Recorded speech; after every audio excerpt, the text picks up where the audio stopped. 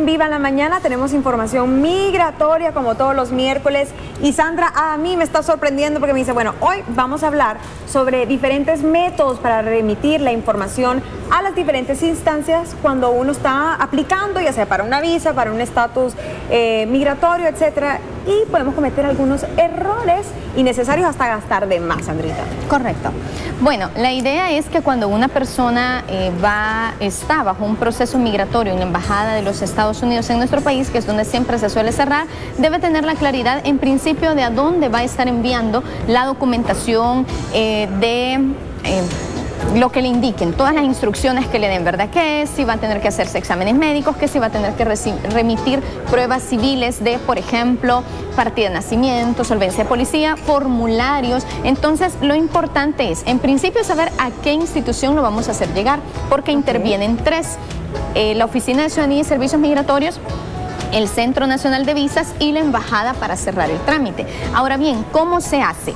Todo lo que nos envíen desde fuera, esa tendría que ser la máxima. Todo lo que nos envíen desde fuera va para afuera. Si nos lo envían del Centro Nacional de Visas, se lo remitimos en respuesta al Centro Nacional de Visas. Ahora, si ya nos lo envían de la embajada, que es donde se cierra el trámite, ahí hay varias formas de poder hacerlo. Por ejemplo, si somos nosotros los que dispositivamente vamos a enviar el formulario de S-260 con la hoja de que ya estamos preparados para que nos entrevisten, eso se envía por correo nacional. No hay ningún inconveniente. Ahora bien, digo esto porque muchas veces la gente gasta por un correo privado y le sale mucho más caro y no hay necesidad. Solo hay que guardar el comprobante para asegurarnos pues que tenemos ahí un registro, una guía por cualquier eventualidad, ¿verdad?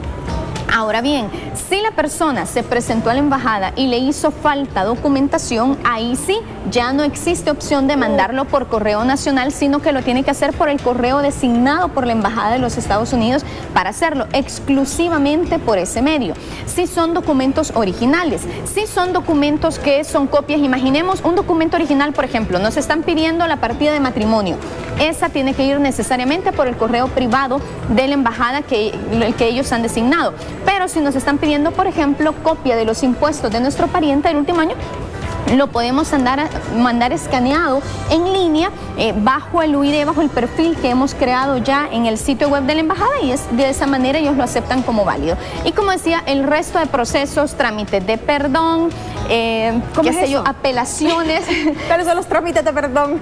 Cuando la persona está solicitando una dispensa para ingresar a los Estados Unidos por haber estado, por ejemplo, indocumentado allá.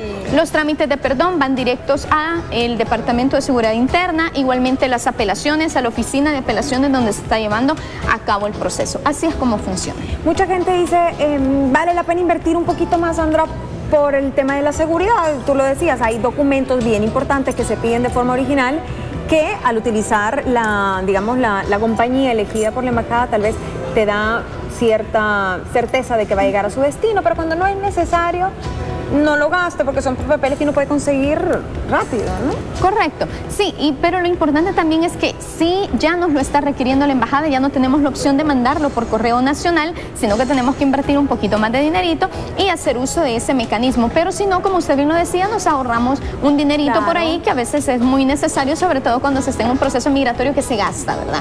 Ahora también, ¿qué vueltas las que uno se puede ahorrar, Sandra? Si revisa antes de salir para la embajada, si va a ir a una entrevista o algo y tiene que llevar una documentación que no le falte, porque llegar ahí y que le digan que usted no puede pasar después de hacer la fila porque le falta un documento es la peor sensación del mundo. Correcto, igual el estrés que le genera a la gente que van contra reloj, por eso siempre decimos, háganlo con un poquito de tiempo. Si le dicen hay que corregir la fotografía, hay que modificar el formulario, debe recopilar, tiene cómo contactar a su familiar o resolver de alguna manera. Pero si vamos contra reloj, el estrés, entonces muchas veces suspenden esa entrevista, hay que reprogramar citas, sea de turista o sea de residencia, y se hizo más engorrosa la cosa. Otro trajín, aparte siempre cerca de la embajada hay lugares que le ayudan a uno a llenar las cosas, a fotocopiar, a tomarse la fotografía nuevamente, que a mí me ha pasado, que no es la correcta o los requisitos de tamaño y todo. González está bien cerca también. Claro que sí, nosotros estamos justo enfrente de la embajada y ahí pues les podemos ayudar. Excelente. ¿Alguna respuesta a las preguntas de sus admiradores? Claro, tenemos Santiago Arturo López, nos dice, buenos días, quiero ir de vacaciones a Estados Unidos, pero me robaron mi pasaporte visado, ¿qué puedo hacer?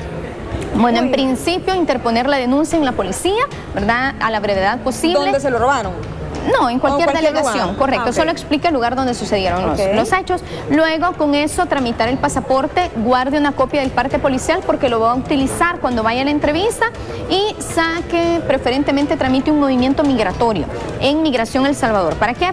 Porque a veces las personas dicen, me robaron el pasaporte visado, pero es porque se quedaron más tiempo y según ellos van a ocultar esa información a la embajada. Entonces lo aclaramos llevando el movimiento migratorio que acredite justamente pues que la persona no ha salido del país, ¿verdad? Y eso se hace para que ellos bloqueen en el sistema esa visa y pongan ahí todas sus advertencias del caso por si alguien más quiere hacer uso de manera inapropiada del documento, no le afecte al titular.